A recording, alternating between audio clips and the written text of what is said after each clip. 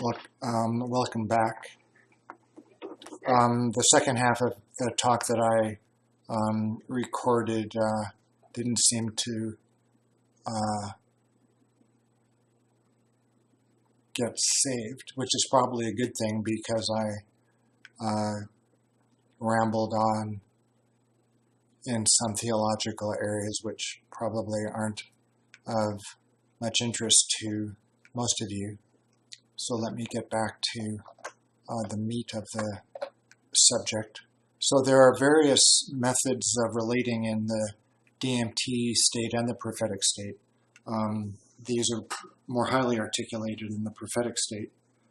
There are physical means of communication, touch and sex, affective or emotional means of relating through love and fear.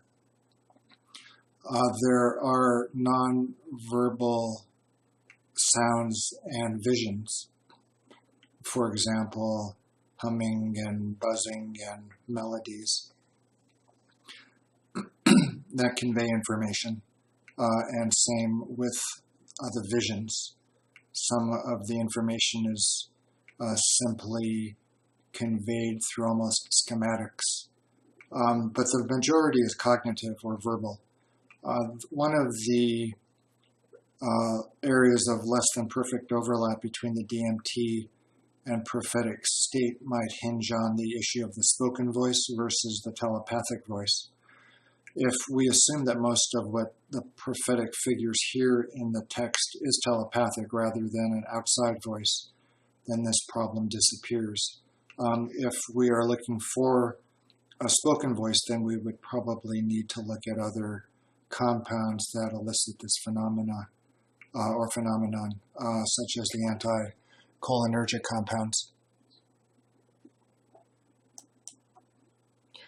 There are a number of gradations of the level of intimacy in the relationship. One can be minimally engaged and just observe what's going on. One can be minimally observed by the beings. This occurs both in the prophetic and the DMT experiences. One can overhear conversations among the beings. Then there are the more direct correspondences or communication taking place, being spoken to by a being or spoken to or speaking to a being. There can be a two-way conversation. There can be multiple parties involved in almost a group conversation.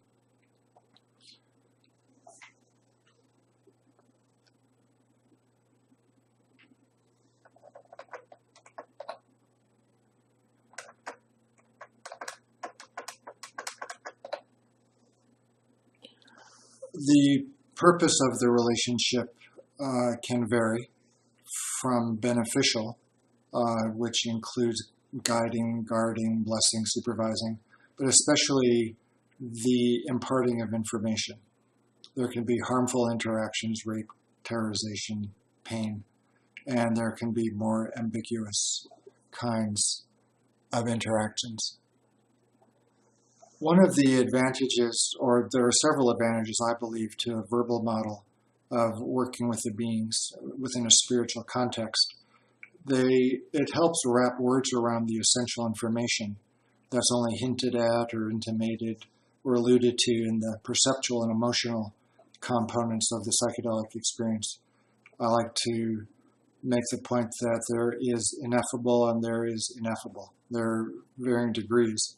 If we can approximate the experience 98%, but not 100%, that still is a far cry from 0% or just throwing up our hands in despair. It also engages our intellect in engaging with the essential information contained in the visions and the voices as articulated in the text. It adds a verbal dimension to the feelings and perceptions. We now have something to think about, such as what were the beings telling us? And does that make sense? And can we trust it? And if it's true, then what follows? And if it's not true, how did we determine that?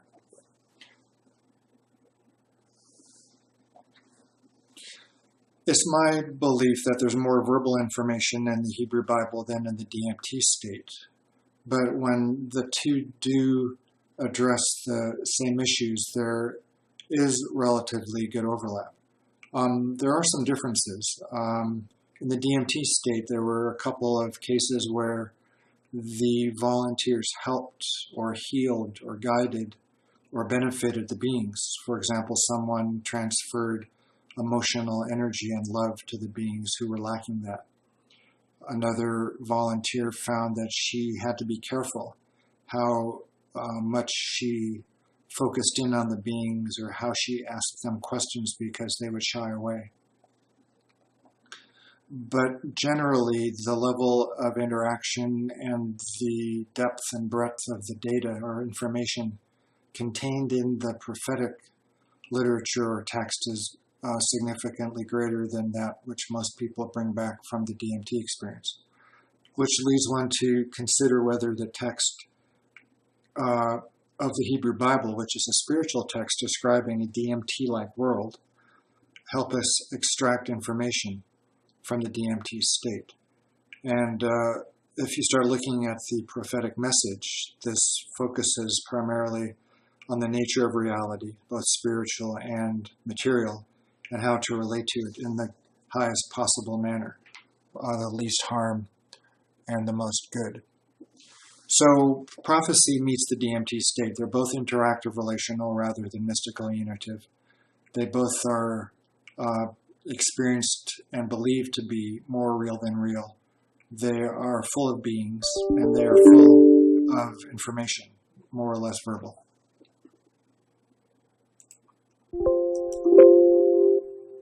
Sorry for those beeps. So my new model I refer to as a top-down model or a theoneurological model. It brings in God and and a higher level of abstraction regarding the presence and the nature and the meaning of the phenomena, theoneurology as compared to neurotheology. It's a top-down model. It integrates theistic and materialistic models, hopefully combining the best of both rigor and wisdom. It's based on my making contemporary medieval metaphysics of the Jewish philosophers, especially Maimonides, who lived in Egypt around the 1200s. It's Neoplatonized Aristotelianism. It basically suggests, and I use the word basically tongue-in-cheek, suggests that there is a divine overflow or emanation from an incorporeal and absolutely incomprehensible God, one that created cause and effect, sustains cause and effect, existed before and will exist after cause and effect, to what are called the separate intelligences or intermediaries or angels.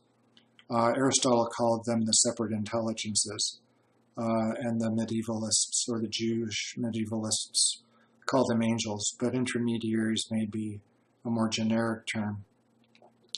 And these are semi-corporeal or quasi-material, as Edie mentioned yesterday. And these descend from the first down to the last being the sublunar, which takes into account or encompasses the earthly realm. The first of the intermediaries is what's called in Kabbalah Metatron, or the first angel, but this could also be conceived of as the Big Bang.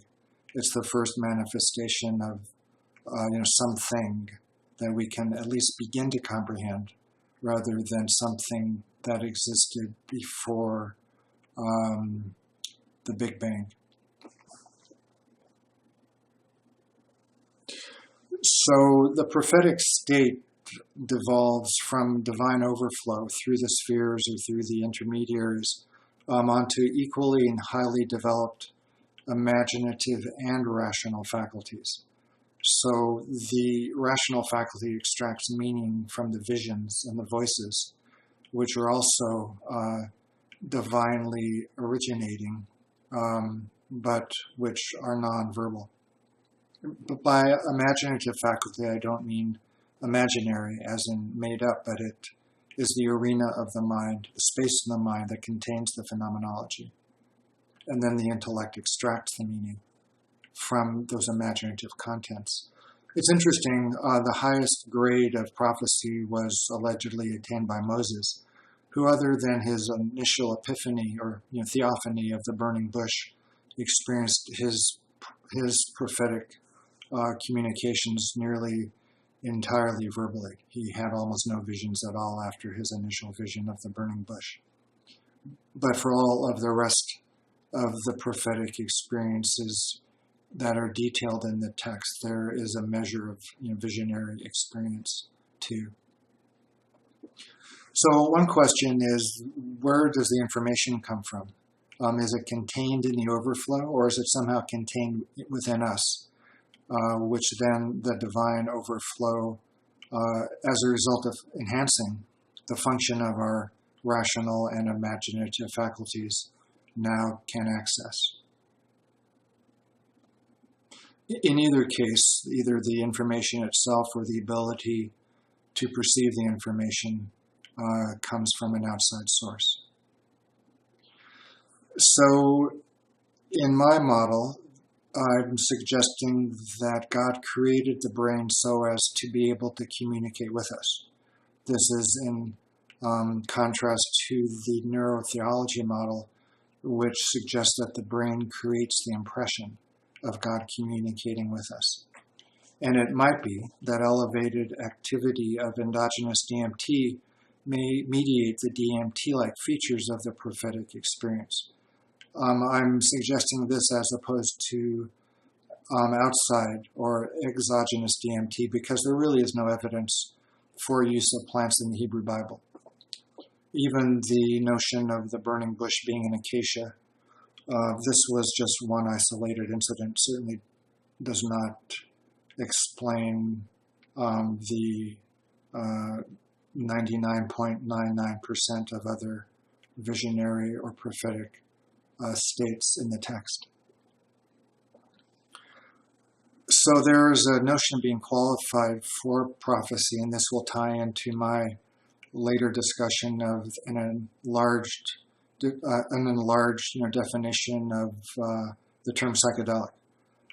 This means that one is trained to perceive things in that state. The intellect can be trained through study of any number of classical types of disciplines, art, the sciences, grammar, music, scripture, and one can perhaps train or enhance the imagination via DMT.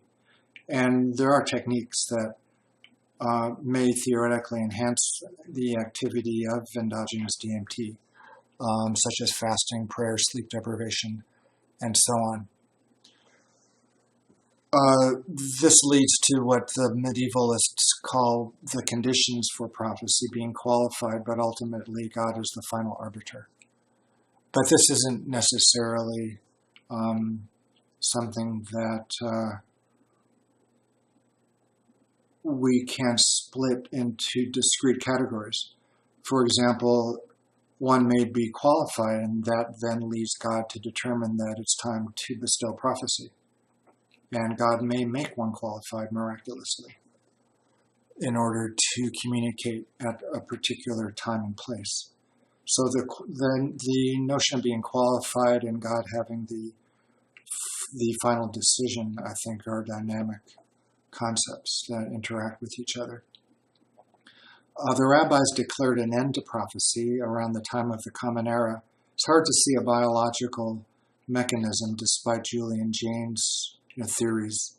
And the spiritual explanation is rather convoluted, partaking of what's known as the miracle of withholding of prophecy to qualified individuals. I think the more cogent or the more salient explanation is political, that the Romans were oppressing Judea, any politically disruptive individuals preaching, were going to come under a lot of pressure by the authorities. And also Christianity was just beginning at that time, so there was a need to close off the prophetic canon. But if you look more carefully at the Judaic stream, the prophetic experience never really disappeared, but rather it was marginalized and made more esoteric. So what is the prophetic message? Well, it is basically ethical monotheism.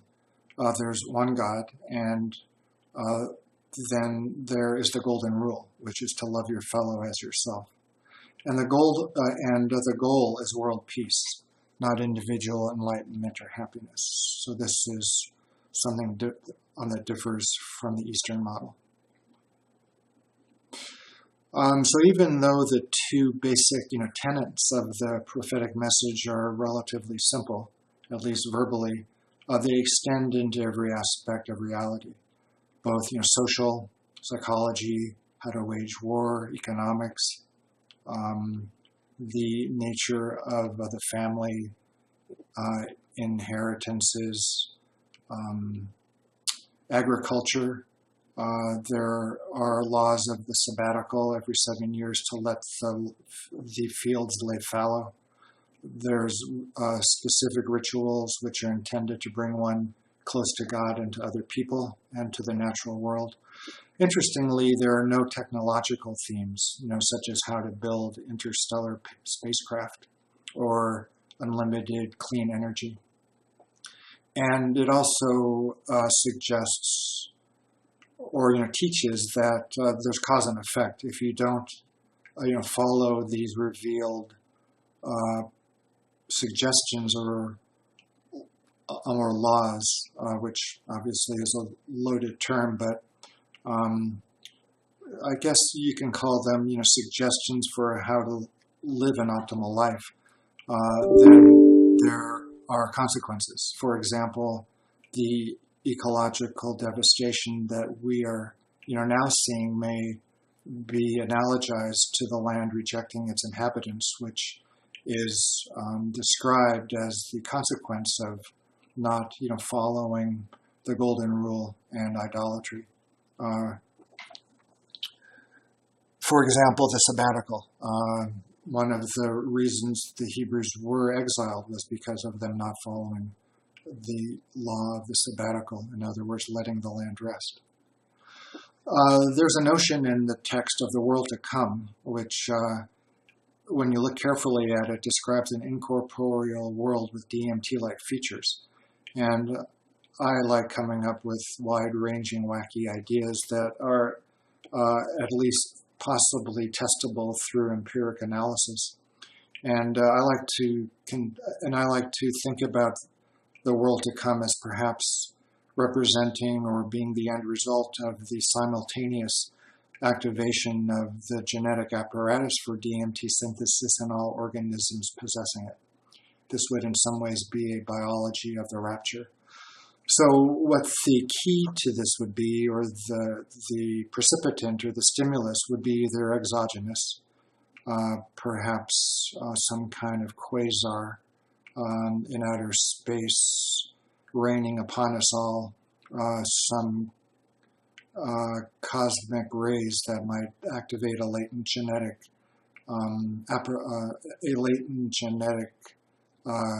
activating mechanism, or it could be a clock that's ticking in all of us. There's a phrase in Isaiah when God is describing the onset of the world to come that in its time I will hasten it. In other words, it'll occur sooner or later, and either from an outside or an inside stimulus. So the implications, one of them is that the Hebrew Bible may inform the our thinking about the psychedelic state and the implications of the psychedelic state. For example, we might be able to learn how to interact with beings. We can determine whether they're benign or malign. For example, there's an episode in Joshua where he's confronted by an angelic being holding a sword. And he asks the being simply, are you with us or against us? So there are some keys, I think, to understanding or to help us interact with the beings. We can apply biblical concepts, vocabulary, and narratives to the psychedelic state. For example, are we seeing one aspect of God or some other aspect? Can help us learn to pray by following some of the blueprints laid out in the text for appropriate prayer for particular purposes, either petitioning or praising or thanksgiving, all of which I think are tied to each other. Also, we can reclaim Western spirituality in terms of the psychedelic culture. There is a place where people can chill at psychedelic festivals called a Zendo project. And Zendo is a Zen meditation hall. But what does that have to do with anything? I mean, of course, one wants to be contemplative and attentive, but why can't these chilling places be called the Tabernacle Project or the Temple Project? And I believe that because of the resonance with our own Western spirituality, which may extend even at the biological level, we may get more out of models that partake of Western spirituality than those that partake of New Age shamanic models or Eastern models. So the beings.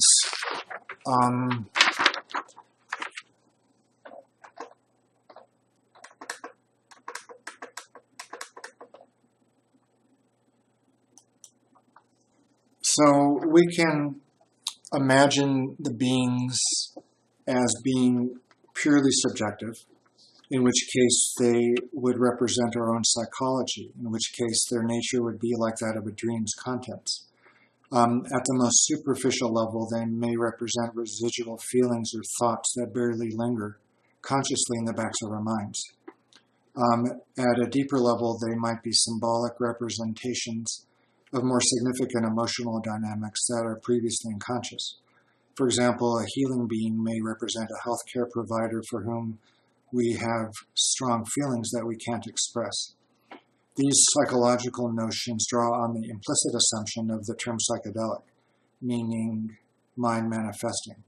Our apprehension of the beings reflects the workings of our minds. So, looking at the beings as objective, we might understand them as residing in alternative levels of reality, such as dark matter or parallel universes, and modified consciousness resulting from elevated brain levels, either endogenous in non-drug spiritual experiences or exogenous in other settings, allows us to peer directly into those realms and view their inhabitants. One approach to determine the objective nature of the beings would be to develop quantum cameras or dark matter cameras that allow us to capture images of what exists in these parallel universes. By comparing those images to descriptions of the DMT state, we could determine their correspondence. If they do correspond, we can more confidently posit an external location of the phenomena.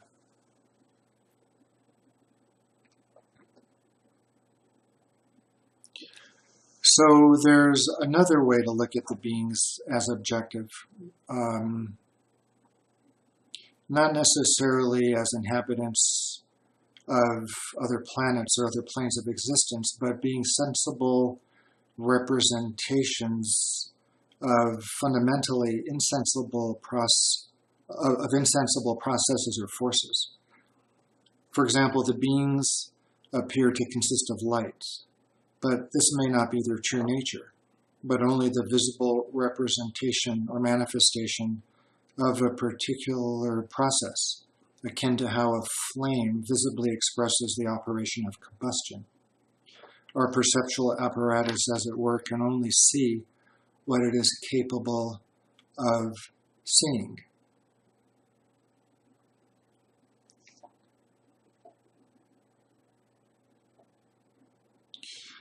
So what are the external forces that the beings may represent?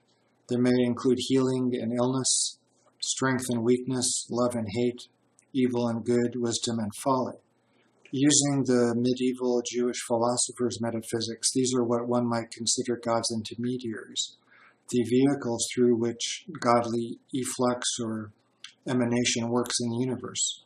For example, the angel Raphael may represent healing forces, and Gabriel the force of strength. These world-affecting forces manifest in comprehensible visual, somatic, and other modalities using the repertoire our minds possess. So this model of the beings adds an additional level of sophistication to a discussion of the objective, externally existent nature of them. That is, they may not be inhabitants of other levels of reality, but rather omnipresent forces that exist external to ourselves that we can observe by means of our subjective consciousness. If this is the case, then our invisible worlds camera, rather than capturing images of localized objects, may capture images of more pervasive types of forces exerting local effects. On the other hand, our hypothetical instruments might be unable to capture any images of these external objects or external forces, discrete, localized, or local representations of omnipresent forces, because perceiving them requires an interaction between them and our minds. In the case of a local manifestation of omnipresent forces, we might state that lifeless machines, or those without a soul, or as Edie mentioned yesterday, intuition, cannot apprehend divine influence. They might simply be too subtle to be objectively recorded. So this provides stimulus to expand the field of the term psychedelic to include how our minds apprehend external forces that are not being generated from within, but affects how we perceive external objects or external forces, how they manifest in our minds. We apprehend the beings in a more or less clear manner depending on the degree of overlay from our own psychology, biology, training, education. If all of these variables are operating optimally, we apprehend in as unadulterated a manner as possible those external things. The less well-developed those faculties, the more we muddy our observations with our own internal workings, our wishes, hopes, conflicts, and so on. This muddying results in our subjective experience being more of a mirror and less of a window. It's never too early to begin thinking about the implications of establishing the reality of the DMT beings. For example, how best to introduce this new fact to the public. How will we gauge the value of what the beings share with us?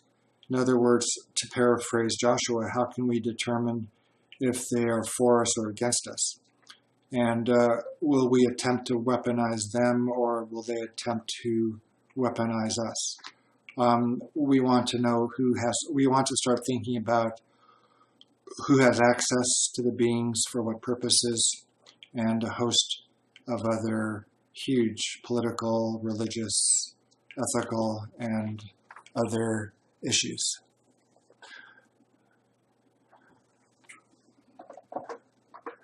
So thanks for listening in. There's a lot of slides. I counted 74. You're welcome to email me to get the slides from the PowerPoint presentation. You can just track me down on my website where there's a contact button, or you can email me at rickstrassman@earthlink.net. So I'm happy to take questions now. Thank you very much.